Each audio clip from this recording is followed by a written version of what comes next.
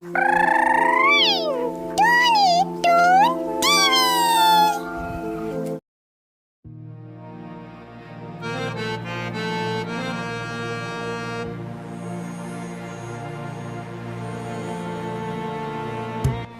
का वक्त था।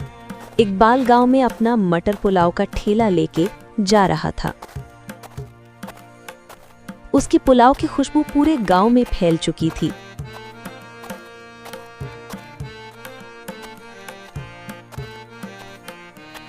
इकबाल भाई, वाह भाई वाह, आपके पुलाव का तो जवाब नहीं।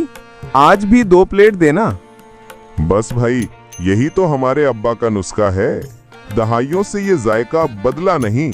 रेशमा बेटी, आज कुछ खाने को है? अम्मा, बस कल की बची हुई दाल है, फिक्र न करो, मैं कुछ कर लूंगी।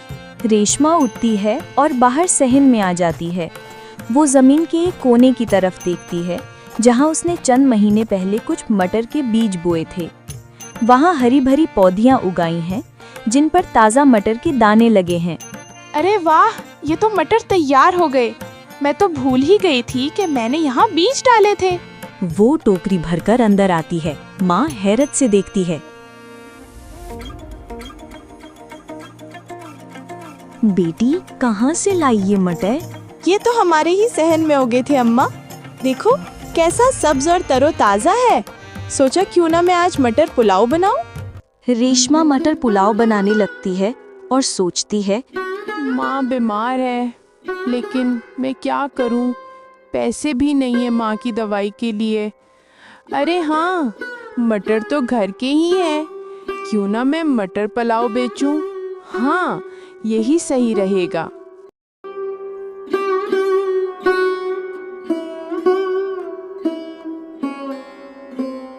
अम्मा, ये मटर पुलाव खाओ और बताओ कैसा बना है। अम्मा, वो मैं ये सोच रही थी, क्यों ना मैं मटर पुलाव बेचूं? बेटी, काम करना कोई बुरी बात नहीं है, लेकिन लोग बातें बनाएंगे।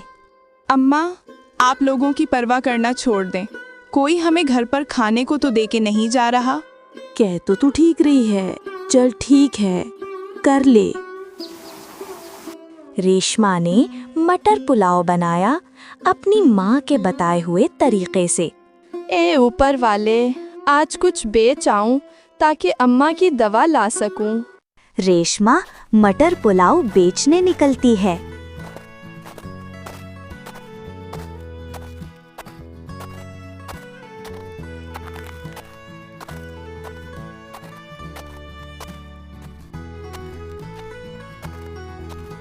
अरे बहन, 1 प्लेट देना, खुशबू तो बड़ी अच्छी आ रही है।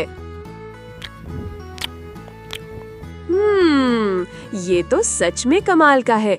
इकबाल भाई के पुलाव से भी ज्यादा मजेदार है। शुक्रिया आंटी जी। करीब ही खड़ा रमेश ये सब सुनता है और सीधा इकबाल भाई के पास जाता है।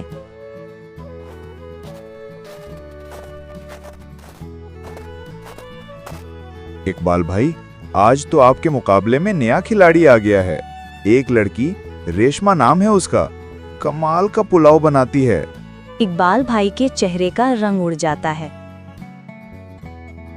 इकबाल भाई गुस्से से रेशमा के ठेले की ओर जाता है। अरे लड़की, तुम्हें पता है ये जगह किसकी है? मैं पिछले 15 साल से यहाँ पुलाव बेच रहा हूँ। इकबाल भाई, मैं आपका एहतराम करती हूँ, मगर सबको रोजी कमाने का हक है। मैं किसी का हक नहीं छीन रही। हक तो तजर्बे वालों का होता है, तुम जैसी गरीब का नहीं। देखना, कोई तुमसे नहीं खरीदेगा। इकबाल भाई वहाँ से चला जाता है और रेशमा की आंखों में आंसू आ जाते हैं। बारिशों के दिन शुरू हो गए थे, मगर रेशमा हर रोज आती। पप्पू लड़का अक्सर उसका मजाक उड़ाता। अरे रेशमा दीदी, पुलाव बेचकर क्या करोगी? शादी के जहेज के लिए जोड़ रही हो क्या? पप्पू, ऊपर वाला सबको रोजी देता है, मेरा मजाक मत उड़ा। चल जा यहाँ से।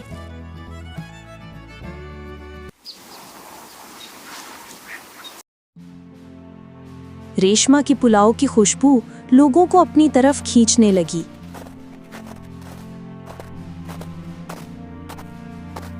इकबाल भाई के ग्राहक कम होते जा रहे थे। चल ना, आज रेशमा के पुलाव का मजा लेते हैं। उसके हाथ का जायका अलग है। रेशमा के ठेले पर लंबी लाइन लग गई। रेशमा की आंखों में खुशी के आंसू आ गए। लोग रेशमा के पुलाव को मजे ले लेकर खा रहे होते हैं।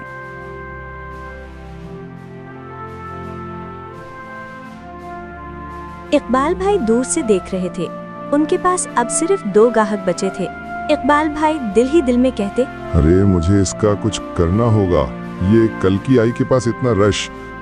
उसी वक्त रमेश इकबाल के पास आता है और कहता है, अरे इकबाल भाई, देखने से काम नहीं चलेगा, कुछ करना होगा, वरना आपका तो सारा काम चौपट हो जाएगा। हाँ रमेश, तू ठीक कह रहा है, तेरी बात में दम है, लेकिन यार मुझे समझ नहीं आ रहा, मैं करूं तो क्या करूं? करना क्या है, बस थोड़ा सा वो पाउडर रेशमा के पुलाव में डाल देना। लोग एक बार बदजायका खा लें, फिर कभी इसके पास नहीं आएंगे। अगले दिन रमेश आहिस्ता आहिस्ता रेशमा के ठेले के करीब आता है। रेशमा ग्राहक से बातों में मसरूफ है। वो चुपके से बर्तन के करीब जाता है और शीशी से थोड़ा सा पाउडर पुलाव में गिरा देता है। दोपहर तक जब लोग खाने आते हैं तो पहला ग्राहक निवाला लेते ही चेहरा बिगाड़ लेता है। आय हाय, ये क्या पकाया है? मुंह का सारा स्वाद खराब हो गया है। लगता है भाई चावल सड़े हुए डाले हैं। कल तक तुम्हारा खाना कितना अच्छा था, आज क्या हो गया? तुमने साफ सफाई नहीं रखी क्या? लोग खाना छोड़कर जाने लगे। रेशमा की आंखों में आंसू आ जाते हैं। वो हैरान है, समझ नहीं पा रही कि आखिर हुआ क्या है। ए ऊपर वाले, ये क्या हुआ? मैंने तो ऐसा कुछ नहीं डाला था, लेकिन ये कैसे हो गया? मेरे साथ ही क्यों ऐसा? दूसरी तरफ इकबाल भाई का ठेला फिर से ग्राहकों से भर जाता है। लोग शोर मचा रहे हैं। इकबाल भाई का पुलाव ही असल है। रात का वक्त है। रेशमा मटर की फसल के पास बैठकर रो रही है। अचानक एक चमकदार रोशनी सामने आती है। रोशनी से एक परी निकलती है। बेटी, क्यों रो रही हो? मेरा पुलाव खराब हो गया। लोग मुझे बुरा भला कहकर चले गए। मैंने तो दिल से बनाया था, पर किस्मत ही शायद मुझ पर मेहरबान नहीं। किस्मत उन पर मेहरबान होती है जो हार नहीं मानते। ये लो, ये एक छोटा सा नीला दाना है। जब कल तुम पुलाव बेचोगी तब ये दाना पुलाव में डाल देना, फिर देखना दुनिया खुद तुम्हारे कदमों में आएगी। रेशमा हैरत से नीला दाना लेती है। वो कुछ बोलने ही लगती है, मगर परी चमक में बदलकर गायब हो जाती है। रेशमा की आंखों में उम्मीद की चमक वापस आ जाती है। अगली सुबह जब रेशमा ठेला लगाती है तो वो नीला दाना पुलाव में डाल देती है। चंद लम्हों में उसके ठेले के आगे लंबी लाइन लग जाती है। लोग एक के बाद एक तारीफ किए जा रहे हैं। इकबाल भाई दूर से देख रहे थे। उनके पास अब सिर्फ 2 ग्राहक बचे थे।